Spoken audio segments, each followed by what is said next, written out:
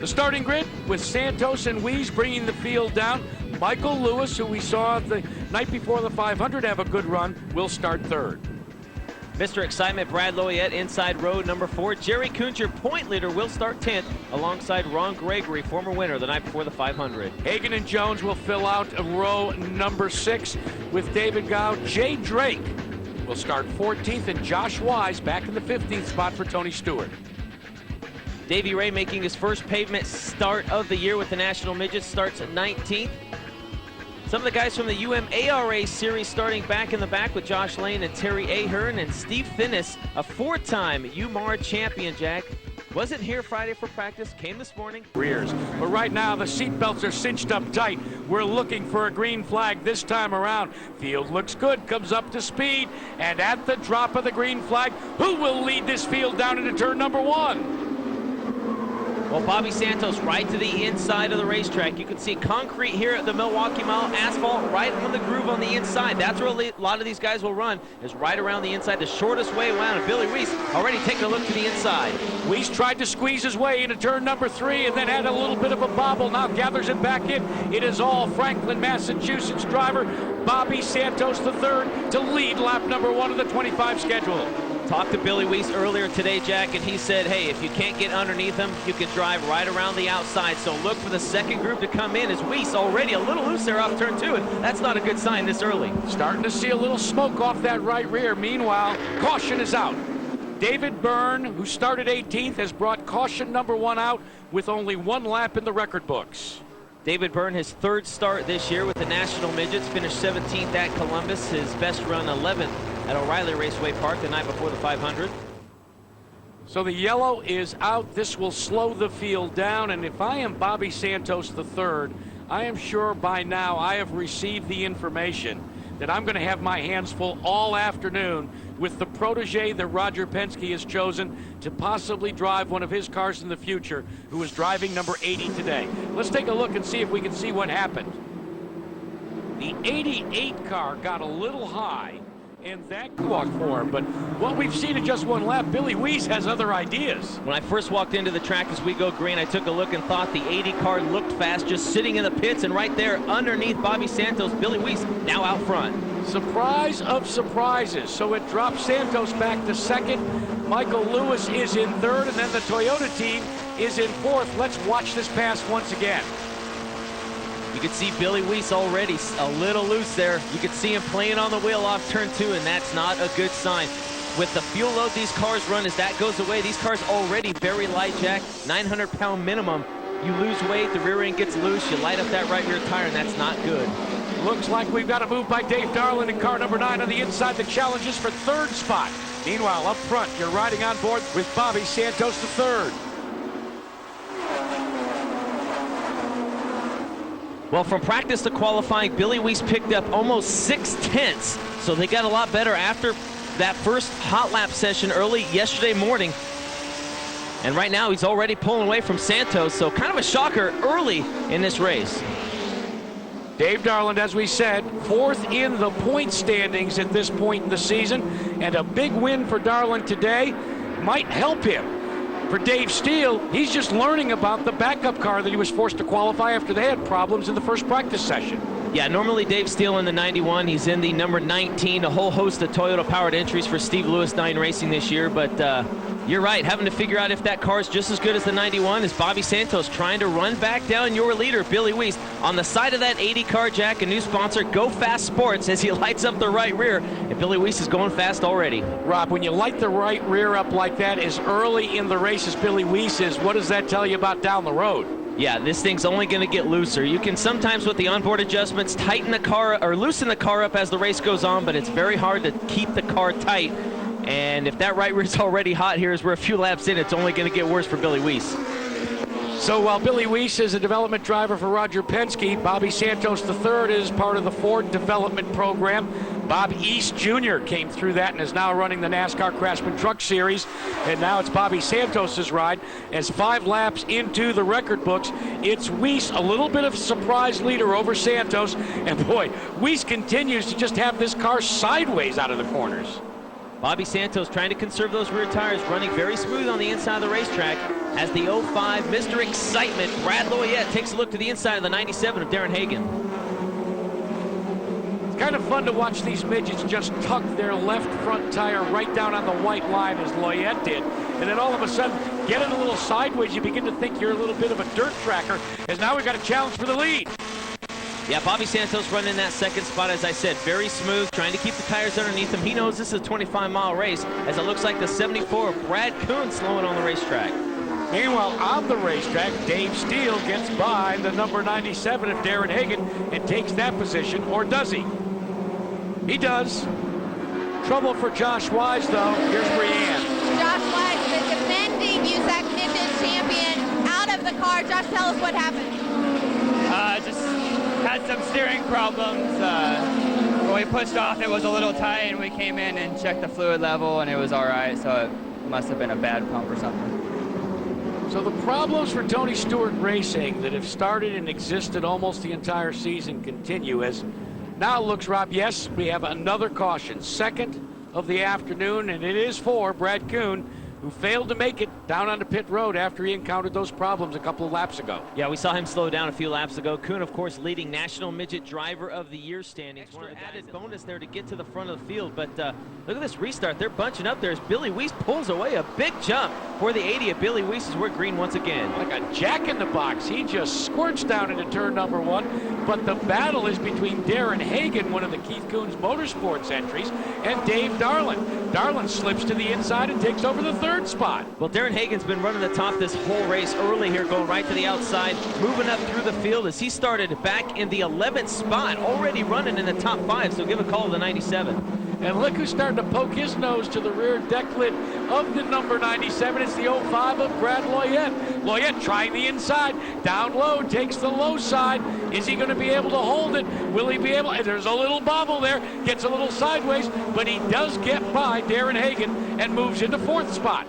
Now he loses it to Hagan. And look at this. Dave Steele says, I want a piece of this action. That's the neat thing about this Milwaukee mile. It's very slippery, very long straightaways. You'll see these guys draft. You'll see them pull out of the draft, hit that wall of air. You'll see them slam on the brakes. You'll see them light their right rear up. That's what makes this racetrack so neat. And we're getting all of the above right here, right now. Look at Hagan still sideways on the outside. Meanwhile, the contest is in play for the lead. Bobby Santos III still having a good mount under him. Billy Wease, I think that car's beginning to go away just a little bit. Santos is going to sneak a peek on the inside. Look at Wease just get sideways out of the corners. How he's keeping the right rear underneath him, we'll never know. But Billy Wease has been loose since lap number 1. He continues to be loose. They do sipe these tires, Jack. On the right side, you'll see little slits in the tire to help release the heat that tire will build. But I gotta imagine the right rear on Wease is pretty hot right now. There is blood in the water, and Billy Wease is the swimmer that's about to be devoured by the blue shark, Bobby Santos III. Again, making the nose stick on that Clan Enterprises number 4. But Wease, as sideways as he is, able to hold on. Will he be able to do so this time into turn number 1? They go side by side through 2. Who will have the advantage? Both slide a little bit. Wease holds on. Oh, they are close. Billy Wease doing a great job. You can see, Jack, he can't keep that car on the inside as Santos again will try the gutter rat line side by side as they come off turn 4. Just inches apart. If those two Hoosier tires connected, we would have disaster. But these young guns continue to duke it out. And going downstairs again is Bobby Santos III. Can he make it stick this time? Yes!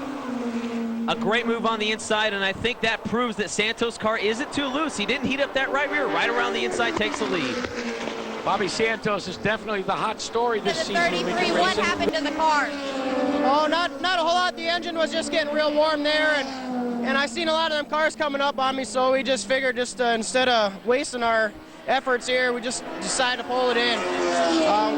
Not running real well here in Milwaukee for some reason, I don't know. But Fabricated Steel Products car was running pretty good for a little bit. It's just getting too hot.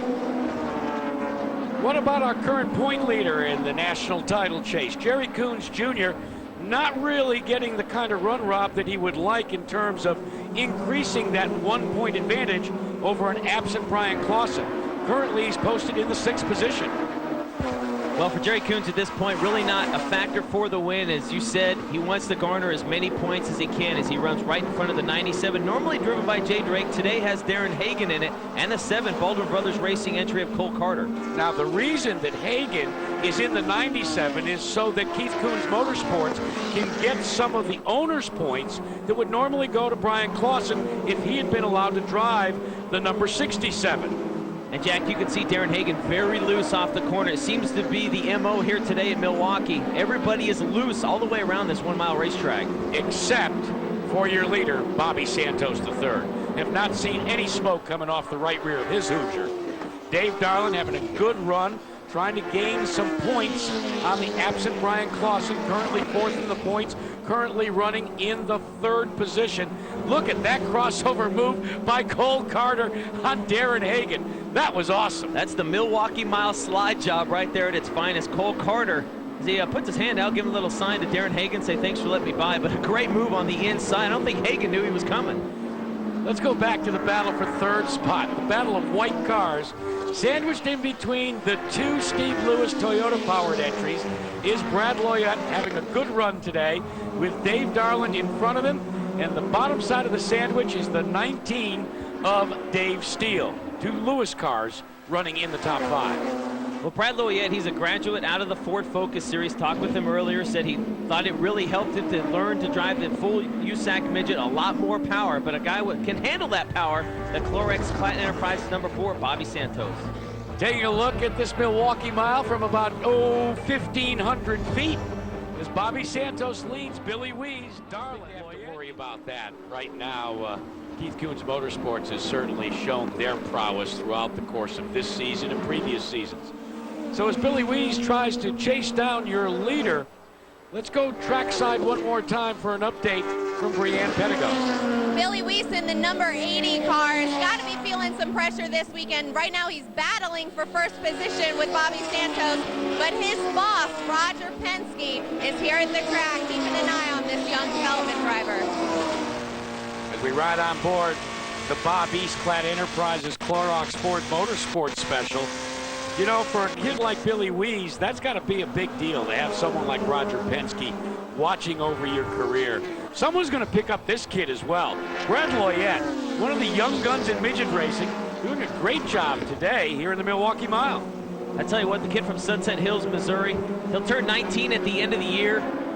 Just a young kid. He came out of Ford Focus, as we mentioned earlier. He's got a lot of heart, a lot of drive, and he's proven it here today.